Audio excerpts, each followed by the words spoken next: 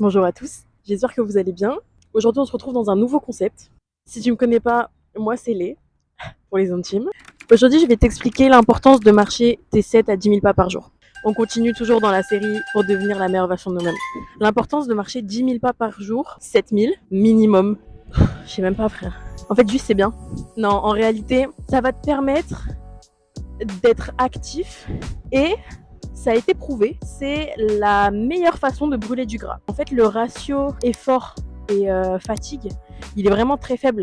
Donc, je vais te donner mes différentes étapes pour réussir à les faire quotidiennement ou du moins le max possible. Ouais, il y a un sunset alors qu'il fait pas beau. Conseil numéro 1, établis-toi un objectif clair. Ça peut être faire mes 7000 pas par jour, par exemple. Je vais t'expliquer l'importance d'avoir vraiment des objectifs concrets et clairs. Ça va te permettre d'y arriver. Tout simplement, ça va juste te permettre d'y arriver plus facilement si tu les visualises. Et si tu essayes jour 1 et que tu vois que tu y arrives, tu vas te rendre compte que tout au long de la semaine, tu en es capable. Conseil numéro 2, crée-toi une routine. En fait, je vais vraiment insister là-dessus parce que le fait que tu te crées une routine, ça te crée une habitude. Et ton corps, il met 21 jours à s'habituer à quelque chose, que ça soit positif comme négatif.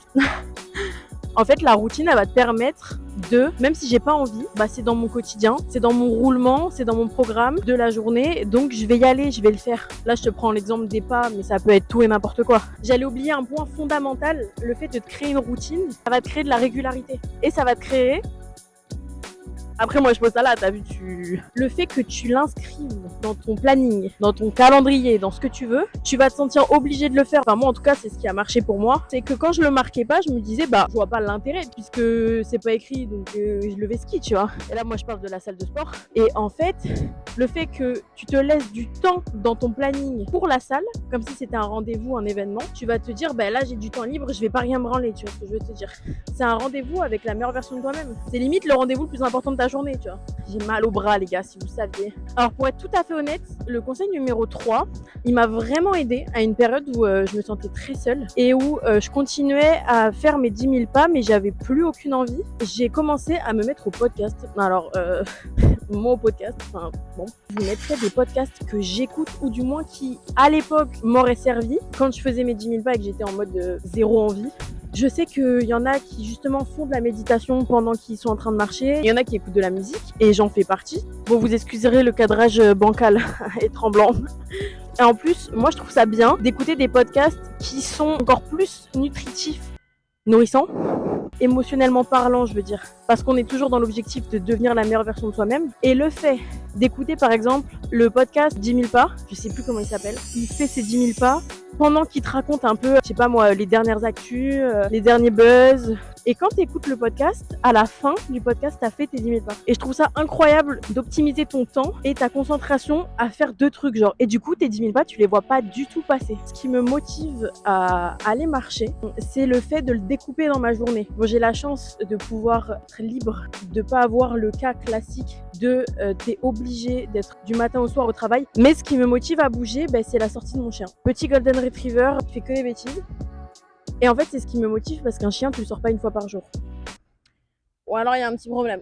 Le fait de la sortir plusieurs fois par jour et que ce soit des balades assez longues, ça me permet qu'à la fin de la journée, il me reste genre 2 à 3 000 pas à faire. Sur des grands parcs comme ça, tes 2 000, 3 000 pas, tu les as fait juste en y allant. Si on devait récapituler un petit peu tout ça, objectif clair, routine, podcast. C'est les 3 mots-clés. D'ailleurs, conseil bonus, le fait de me préparer à sortir, ça me booste encore plus à sortir. Je t'explique. Quand j'ai pas envie d'aller à la salle ou que j'ai pas envie d'aller faire mes steps, je vais me préparer. Je vais mettre une tenue que je kiffe bien parce qu'en fait, ça joue vachement sur ton mental. T'es là, t'es en train de te préparer. Genre moi, je sais que souvent, je vais à la douche avant la salle et que ça soit mon ex, ma mère, qui tu veux. À chaque fois, c'est mais pourquoi tu te laves avant l'effort? Et en fait, c'est une façon de dire à mon cerveau, là, on sort. Et je vous jure qu'il n'y a pas une seule fois où je me suis préparée, je suis pas sortie. C'est vraiment un truc qui m'a aidée. Me prep, me maquiller, me pomponner. Si cette série te plaît, comment devenir la meilleure version de soi-même, n'hésite pas à me le dire.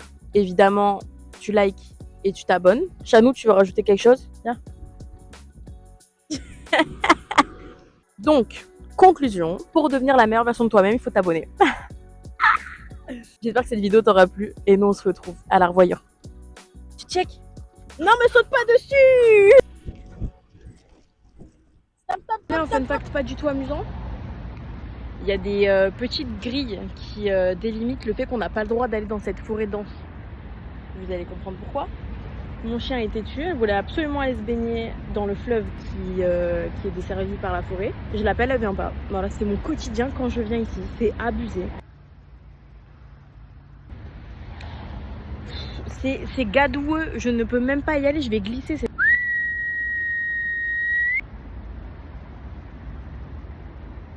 Allez! Je t'ai pris pour qui là? Tête de cul là. S'il y a une barrière, c'est pas pour rien. Bon, cette fois-ci, c'est la bonne.